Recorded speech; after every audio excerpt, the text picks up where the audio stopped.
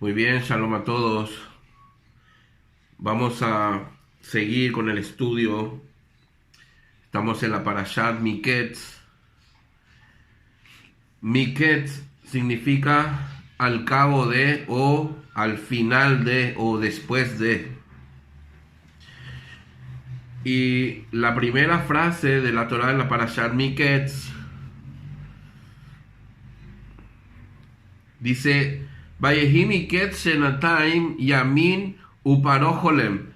El faraón soñó, dice, al cabo o al final o después de 2 días, el faraón soñó. Ok, así comienza nuestra parashat de hoy. Y vamos a seguir con entendiendo y conociendo más al Mesías y al trabajo del Mesías y al rol del Mesías que podemos ver en la vida de Yosef Hasadik, José el Justo. Ok. Muy bien. Entonces, José o Yosef es en realidad alguien aparte. Él tiene en su esencia como uno de los hijos de las 12 tribus de Israel, como uno de los hijos de Jacob, pero él tiene un comportamiento, él tiene una tarea que hacer, él tiene un trabajo que hacer para la humanidad, donde Dios decide reflejar en él aspectos del Mesías, carácter del Mesías y revelarnos, por supuesto, al Mesías a través de el alma de José. Y José tuvo una actuación bastante diferente a sus hermanos y a todo lo que normalmente se acostumbra en el pueblo de Israel. Ok, ahora vamos a entender que Yosef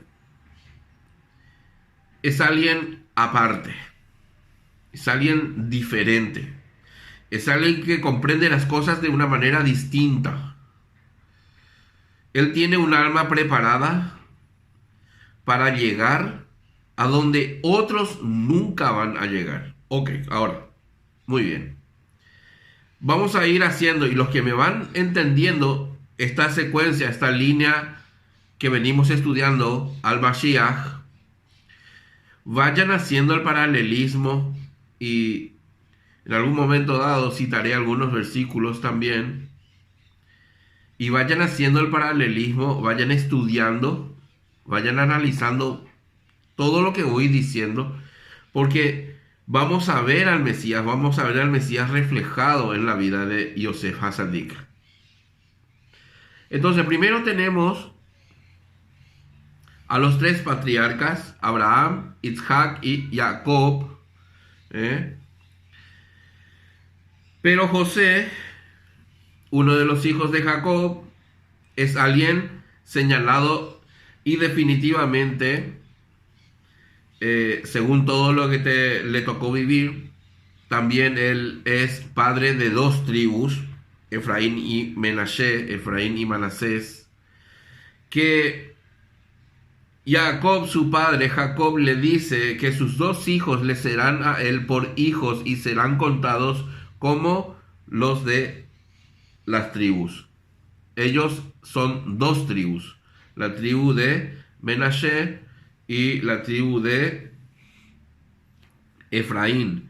Entonces, por una parte, Yosef es hijo de Jacob, y ahora, por otra parte, Yosef también es padre de 2.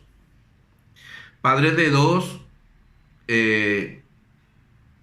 tribus. ¿Se entiende?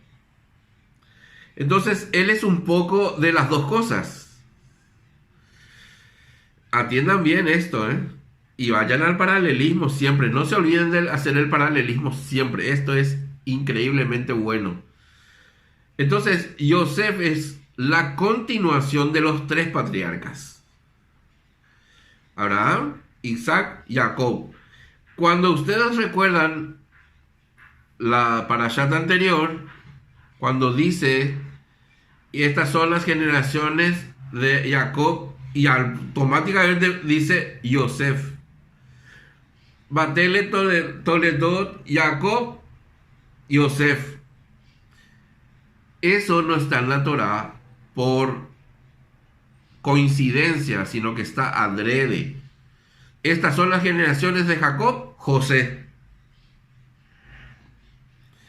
La Torá te está diciendo, nos está enseñando de que José es la continuación de los patriarcas, continuación de Jacob. Entonces, él es también patriarca y a la vez es hijo. ¿Se entiende? Paralelismo, vayan. ¿Sí o no? Ok.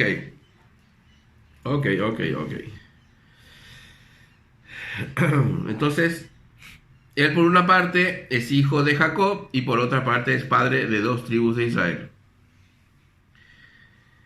Él tiene entonces aspecto de patriarca y tiene aspecto de hijo.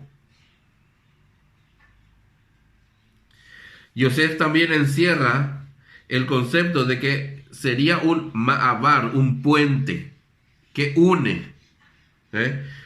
Ma'abar es, nos dicen los sabios de Israel que ma'abar es un puente, es la expresión que une una situación con otra o un estado con otro.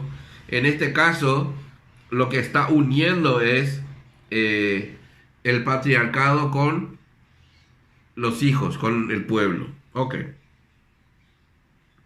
Entonces, ma'abar es la palabra que nos expresa ceder el paso o servir de puente.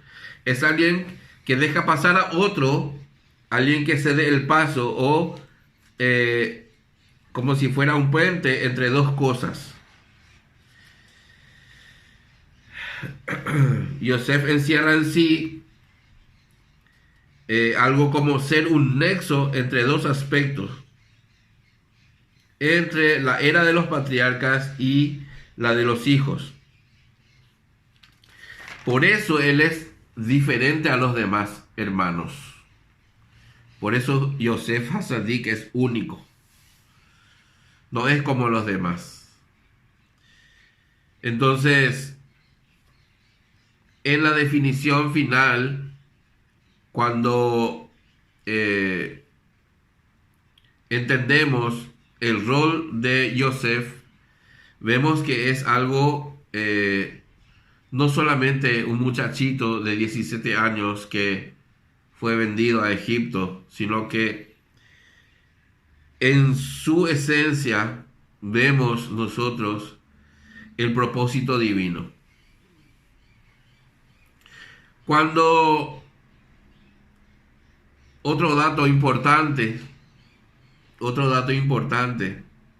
que nos señala al alma de José, al alma de Yosef Hasadik, como un prototipo o alguien que demuestra los atributos del Mesías,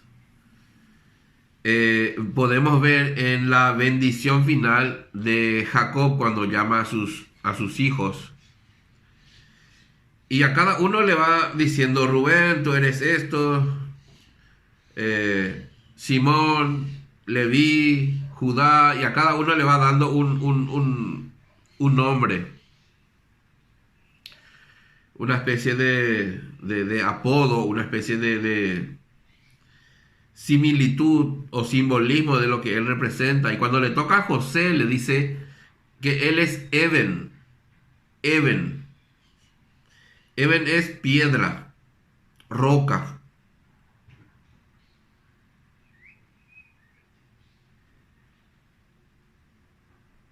Similitudes. ¿Quién es la roca de nuestra salvación? ¿Se entiende? Eso le dice Jacob a él. Entonces, Yosef ahí es llamado piedra o roca. Eben. Eben.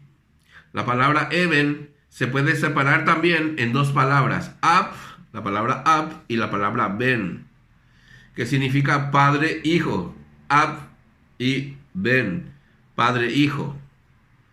Todo esto es la unión, el nexo. Fíjense lo que él simboliza.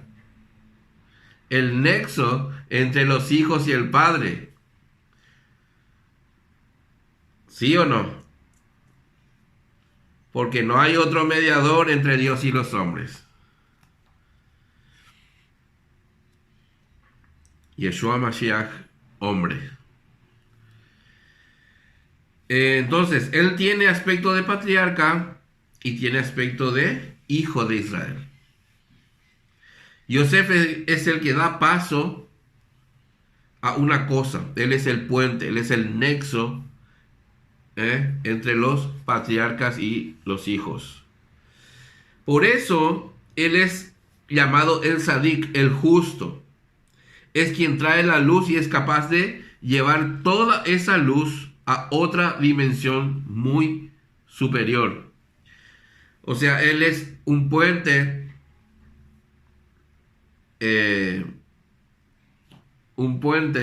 es una luz, él es una roca, y la luz que vino al mundo.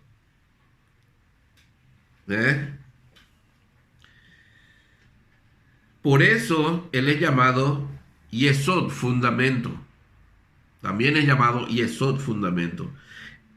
Y voy a explicar algo acá muy interesante. El justo es alguien inamovible. El justo, esa es la característica del justo. Es alguien inamovible, es alguien seguro. En él no hay margen de error. ¿Por qué? Porque él es el justo. Él es alguien que vive conectado. Nunca se desconecta. Está conectado con Dios. Él vive eso. Eso hace que él tenga esa característica, el yesod, el fundamento del mundo. Es alguien que ni siquiera puede respirar sin Dios. Su nivel de compromiso y su nivel de unidad con Dios es única. No hay otro ser así. Eso representa José. Esa es la parte, ese es el aspecto que manifiesta José. El aspecto del Mesías que manifiesta el alma de José. Y por eso podemos ver en la Torá otros ejemplos de hombres de Dios que fueron tomados y llevados por Dios por el apego que tenía. El ejemplo lo tenemos en Enoc, en Elías, en Moisés, en José, en Abraham. Ellos son llamados los justos delante de Dios. Y tres cosas hacen los justos. Y tres cosas sostienen el mundo.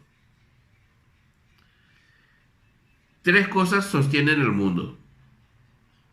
Y esto es tarea de todos los justos.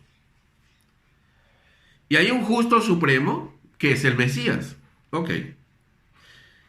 Pero nosotros como creyentes y en el Mesías y esperamos su regreso, tenemos tres tareas nosotros como justos. El estudio de la Torá, los tres rezos diarios, que es la tefilá, la oración, perdón, y lo que llamamos la ofrenda o la donación o la limosna es el tzedaká, que es una ofrenda, una donación a alguien que necesita, al pobre, a la viuda, al huérfano, al necesitado, al que necesita. Sedaká. Sedaká es una palabra que significa ofrenda, o limosna, o donación. Perdón. Aunque no crean, tuve una pequeña recaída. Increíble, es el tiempo de las gripes. Bueno, entonces, eh, aquí iba a explicar la palabra sedaká. Sedaká viene de... es una palabra que viene de la expresión que significa justicia. Sedaká es justicia, hacer justicia. Cuando yo le doy al pobre, yo estoy haciendo justicia para él, porque él está pasando una necesidad. Cuando yo ayudo a una viuda, es importante ayudar a las viudas. Si pueden localizar una viuda, es una bendición muy grande para el que da, y por supuesto para la viuda es una manera de ayudar a sobrellevar su carga, porque se ha quedado sola. Entonces, si pueden identificar una viuda, sería bueno ayudar a la viuda. Y esa es una misma, un mandamiento, un precepto muy importante de cumplir. Porque la recompensa por hacer el bien al prójimo es muy grande. Y más aún cuando sabes que la persona a quien estás ayudando necesita y estás seguro que necesita. Entonces sabes bien que esa ofrenda que estás haciendo va a dar un beneficio, un fruto en esa vida muy importante. Y por lo tanto, como eres un canal de bendición, la bendición viene también y se reparte y se queda en tu vida. Esto es importante entender. Por eso Yeshua Mashiach dijo que a los pobres siempre los vamos a tener entre nosotros. ¿Por qué? Porque nosotros necesitamos de los pobres. Suena raro, suena difícil, suena... ¿Por qué? ¿Cómo? ¿Por qué? ¿Por qué no? ¿Por qué si Jesús tenía todo el poder para solucionar la pobreza del mundo? ¿Por qué dijo él a los pobres le van a tener siempre? ¿Se acuerdan de esa parte cuando se va esta mujer, María Magdalena? Creo que fue María, no, ella fue. Sí, ella. Llevó un perfume y le lavó con sus cabellos los pies. Y le dice allí, pero uno de ellos, creo que fue Judas, dijo, ¿por qué usan algo tan caro ahí? ¿Por qué no vendemos y le damos a los pobres? No. Ella está ofrendando y está haciendo algo simbólico muy fuerte. Ella se está humillando, ella está recibiendo, ella está dando todo lo mejor que tiene. Ella se está rindiendo. A los pobres le van a tener siempre aquí.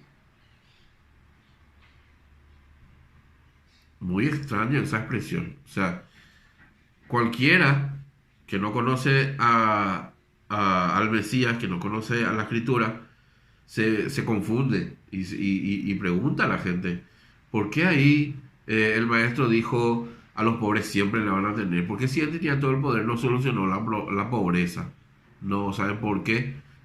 Porque los pobres son enviados al mundo con la intención de rectificar el mundo. Ellos tienen un trabajo muy grande.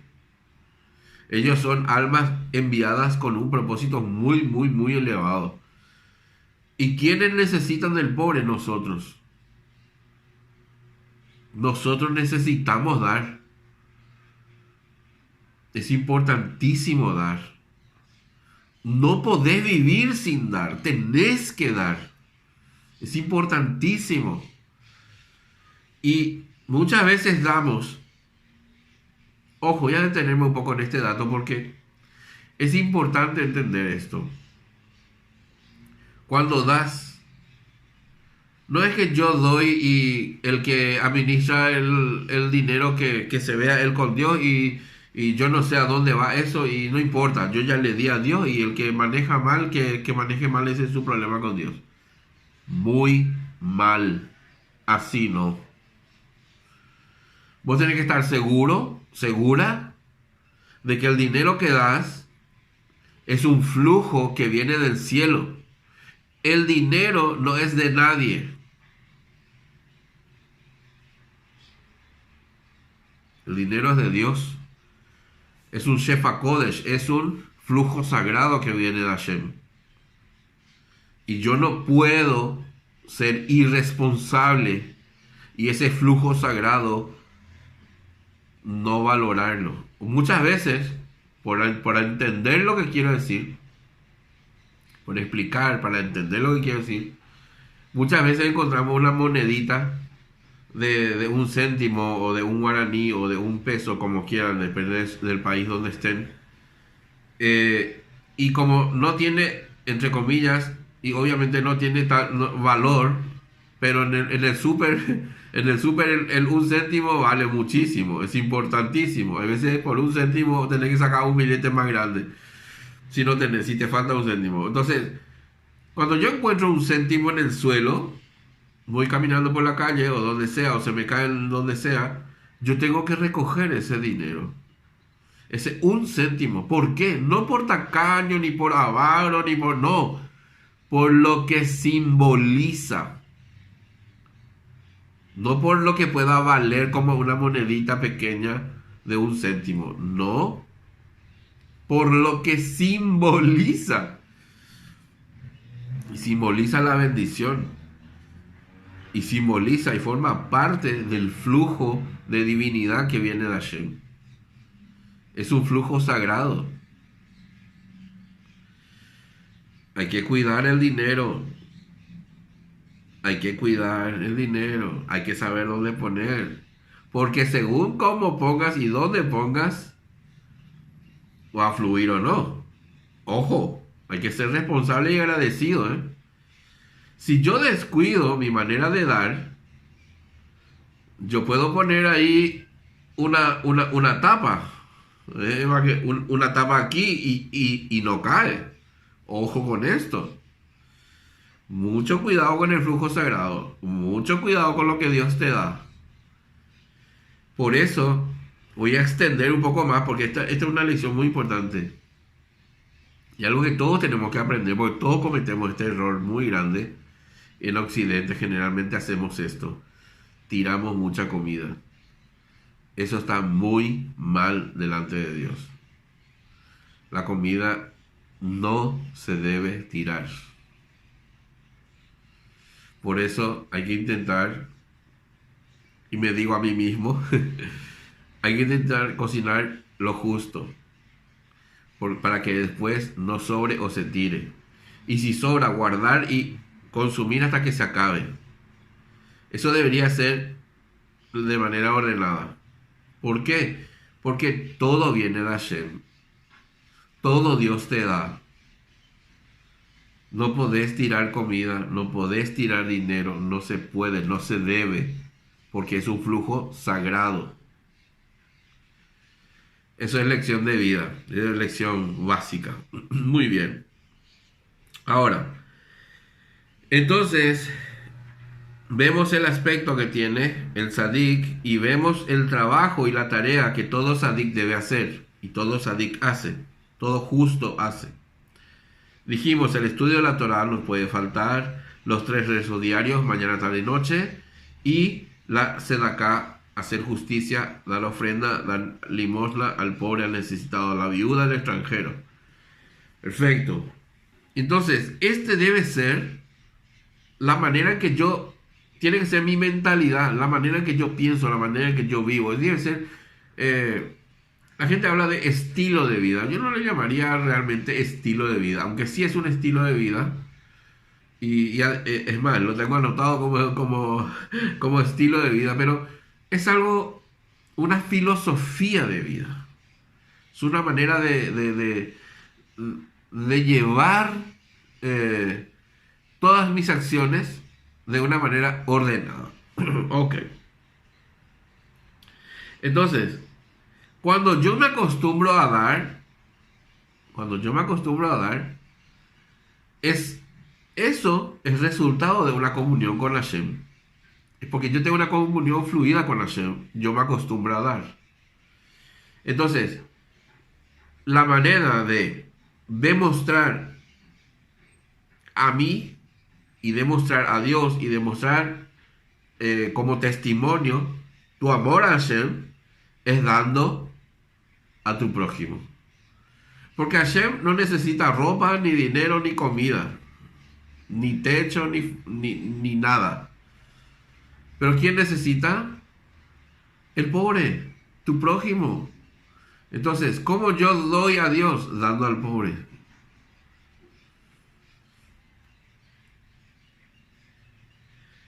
Ok. Entonces, por esto, por todo lo que venimos hablando, el justo es llamado el fundamento del mundo, el Yesod.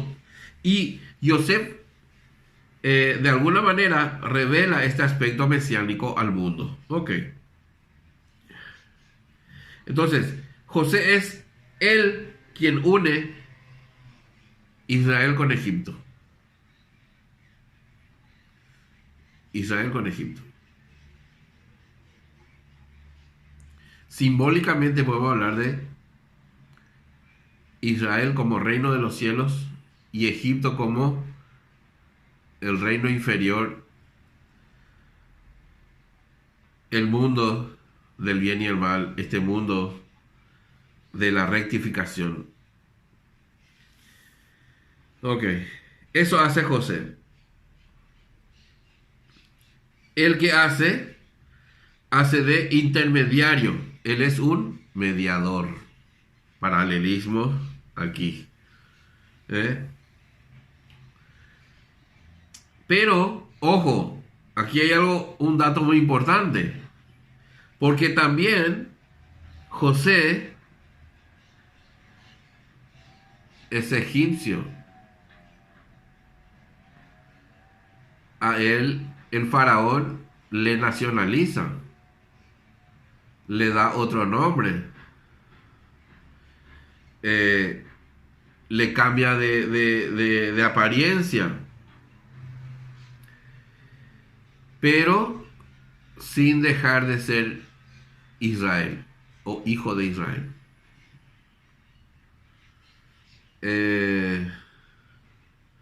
¿Cómo es que se llama el nombre de José en egipcio? Sanaf Panea, algo así era. No me acuerdo bien ahora. Entonces,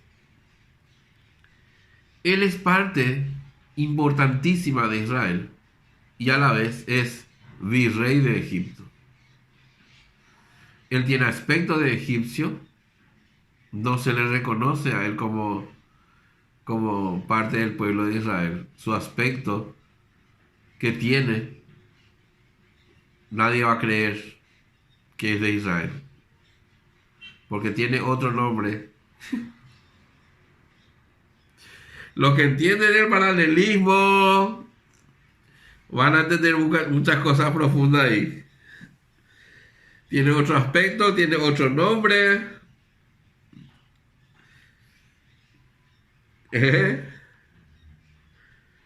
Ok, seguimos.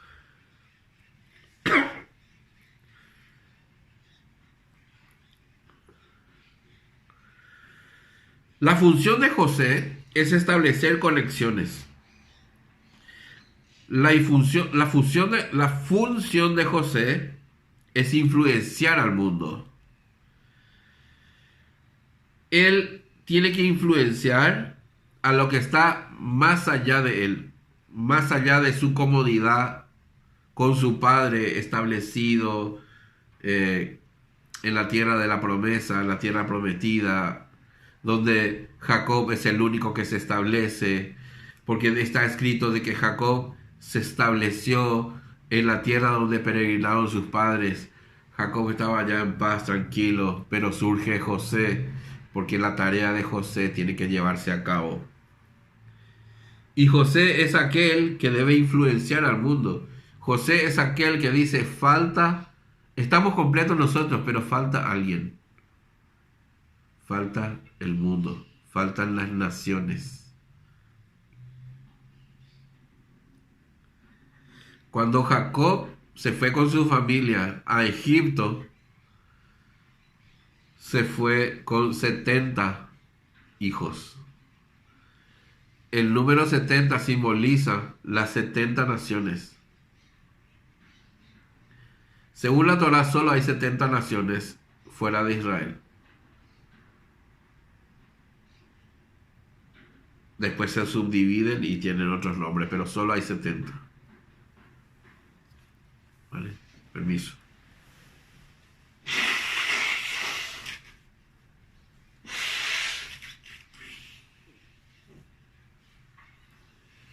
Ok. Solo hay 70.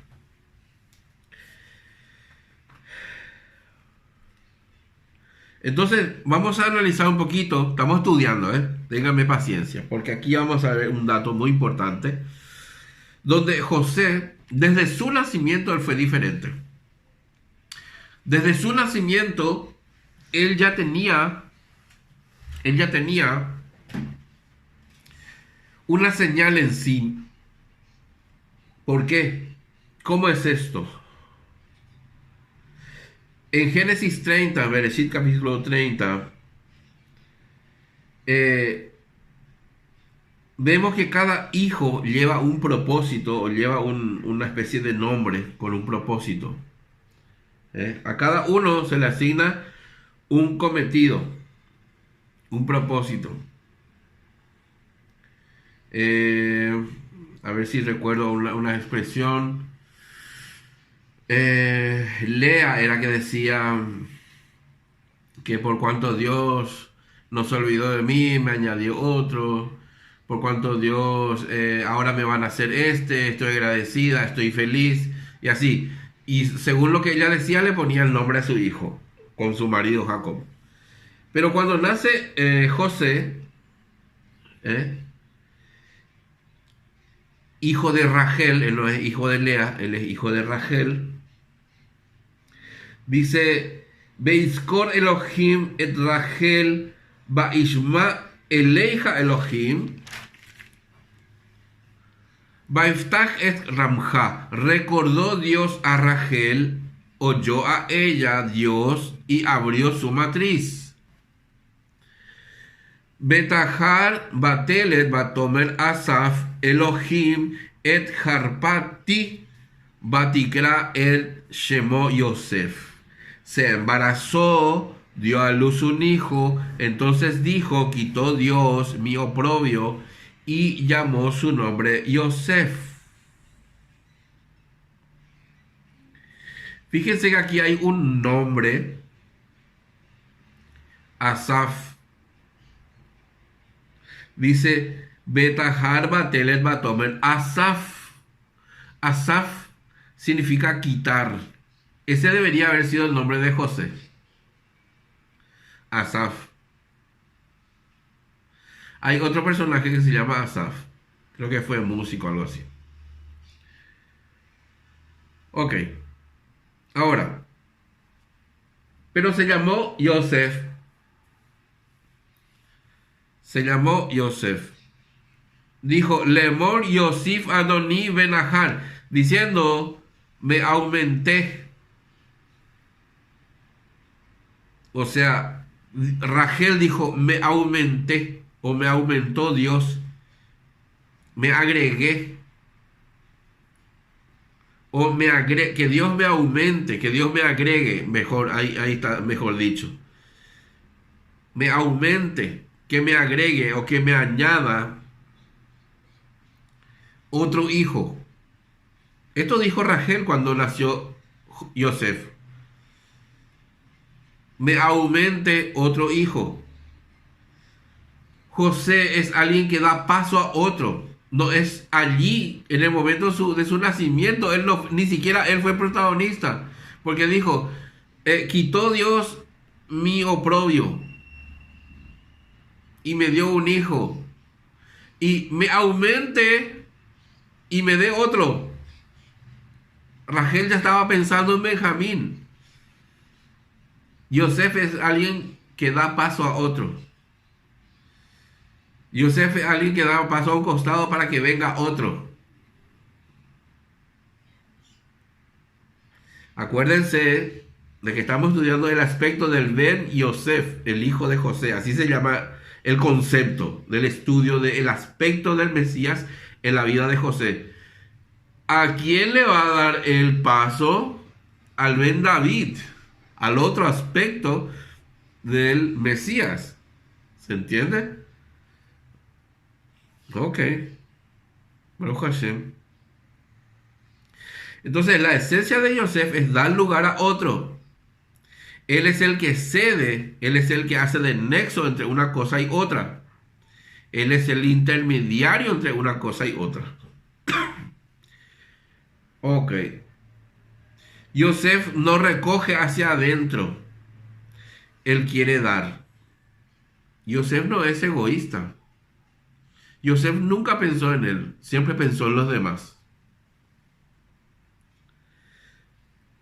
Porque él quiere dar lugar a otra cosa. Dice Rachel, ¿cómo he podido tener este primero? Ahora Dios me va a dar más hijos.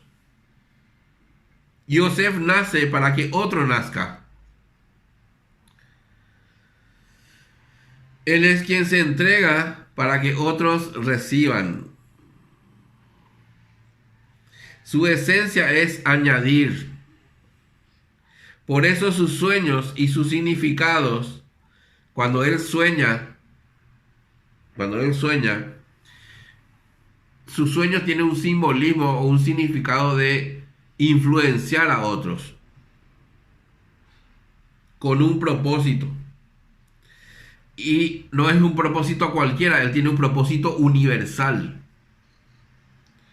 Porque mientras todos pensaban en rebaños y en lo que concierne a la ganadería, él pensaba en agricultura, él pensaba en cereales.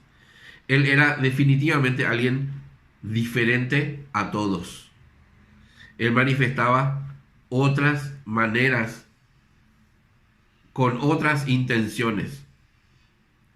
Por eso él sueña con gavillas de cereales, con gavillas de trigo. Él sueña con cereales. Él ve esto.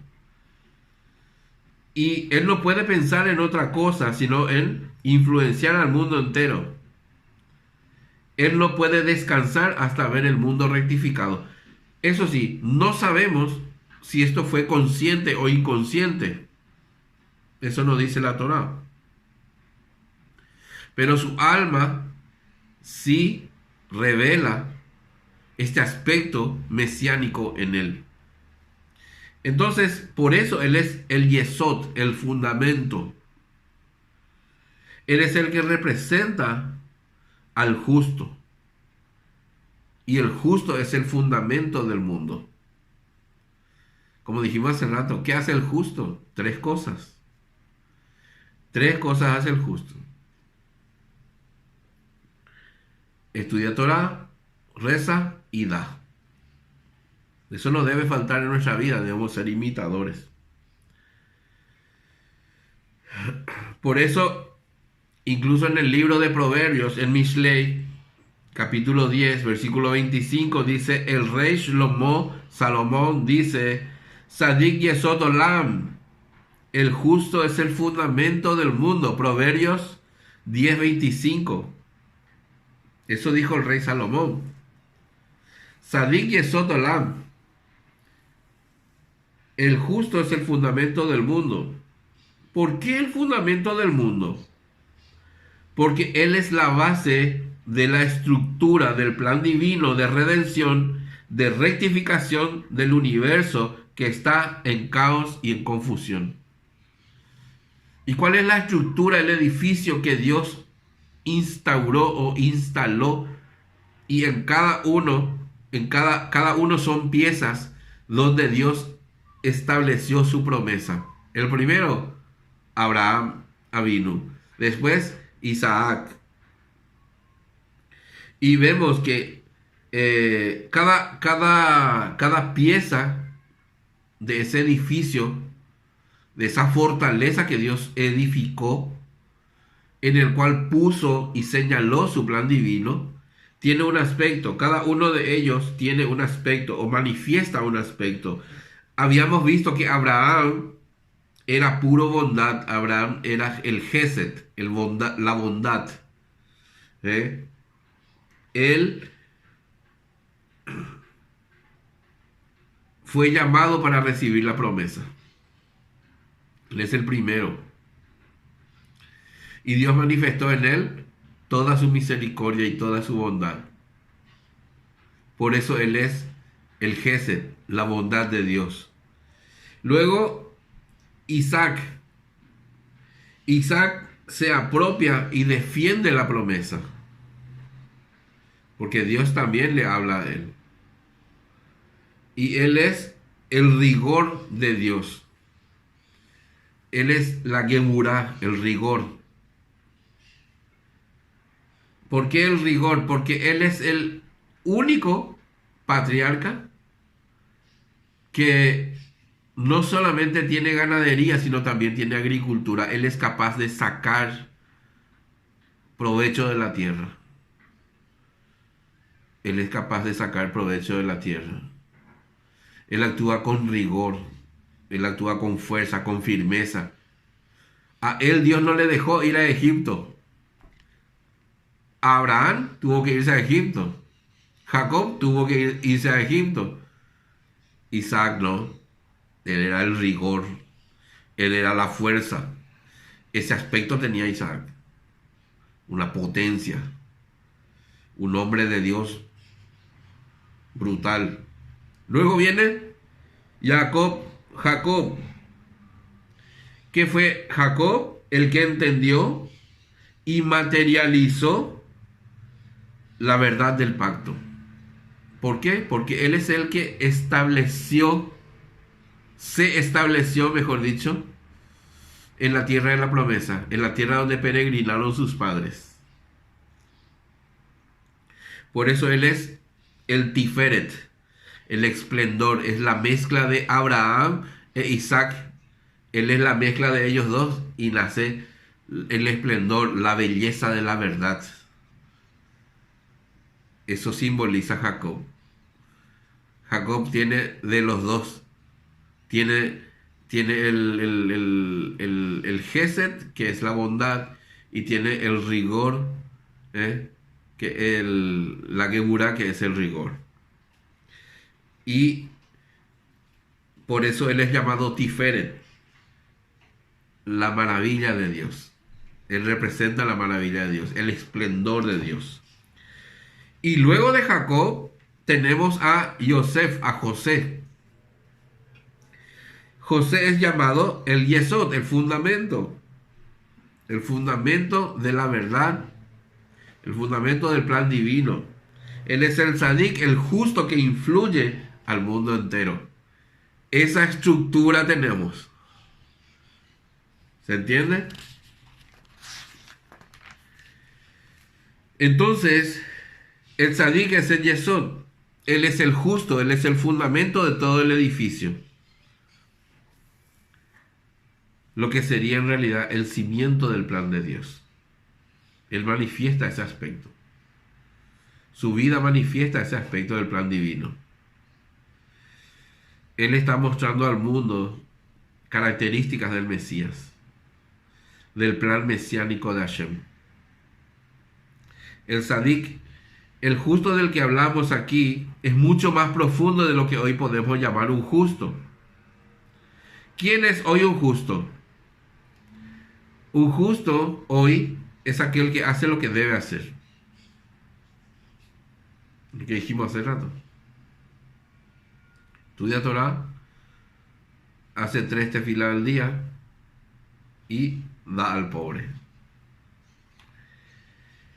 Pero José es mucho más que eso, porque para ser el fundamento del mundo hay que ser mucho más que un simple justo.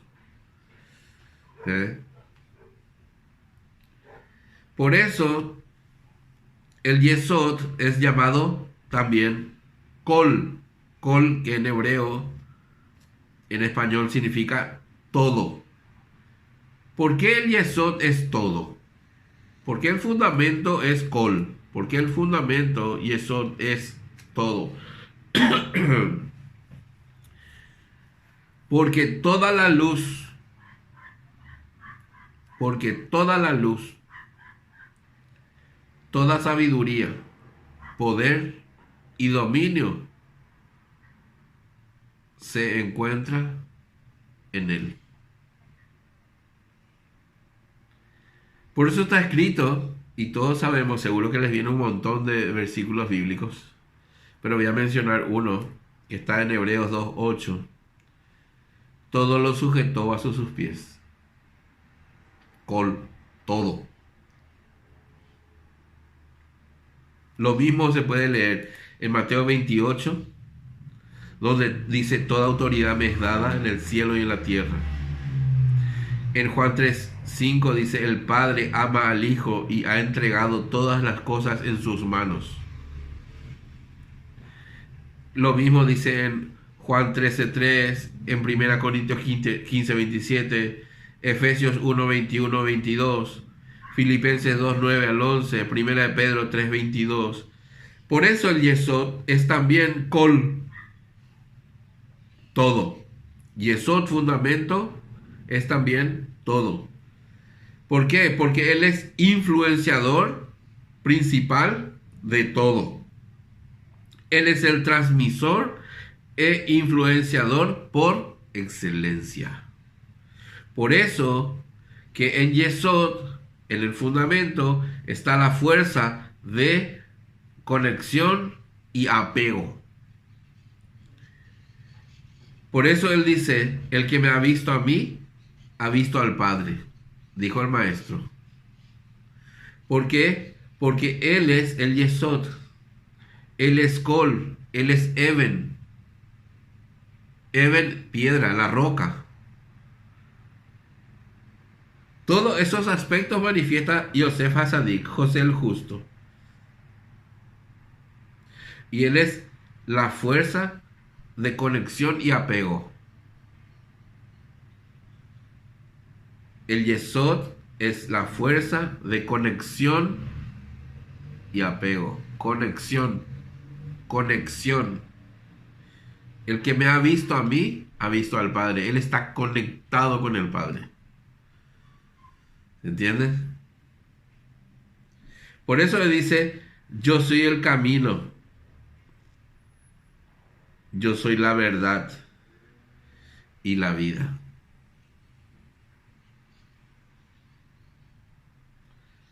El atributo interno del yesod es la verdad. El Salmo 145 dice: cercano está Adonai a los que le llaman, a todos los que le llaman en verdad. Muy fuerte. Muy fuerte. En verdad. Cuando yo entiendo el plan divino, el mesianismo de Dios, que venimos viendo desde el capítulo 1 de Génesis. Estamos por terminar el libro de Génesis.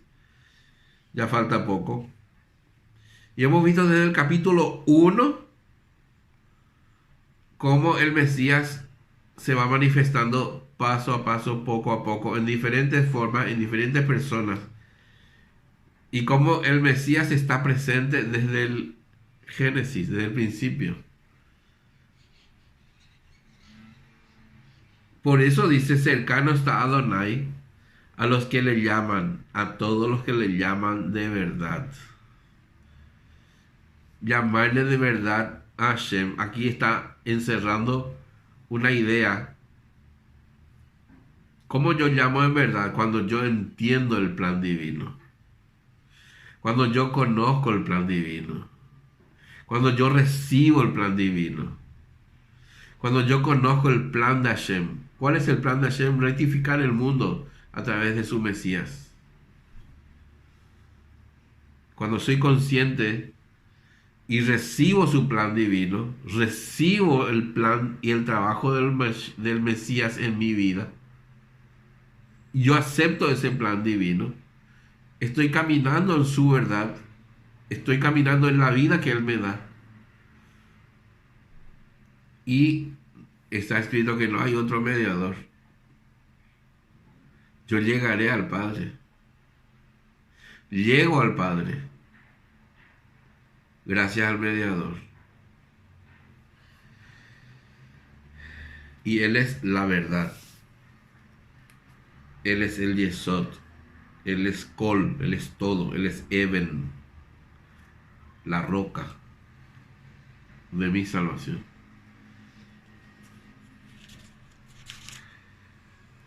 Muy bien, hasta aquí esta parte del estudio. Seguimos conociendo al Mesías. Seguimos viendo al Mesías en la Torá, manifestada en la vida de José, de Jacob, de Isaac y de Abraham. Baruch Hashem. Seguimos con en el siguiente video. Shalom a todos.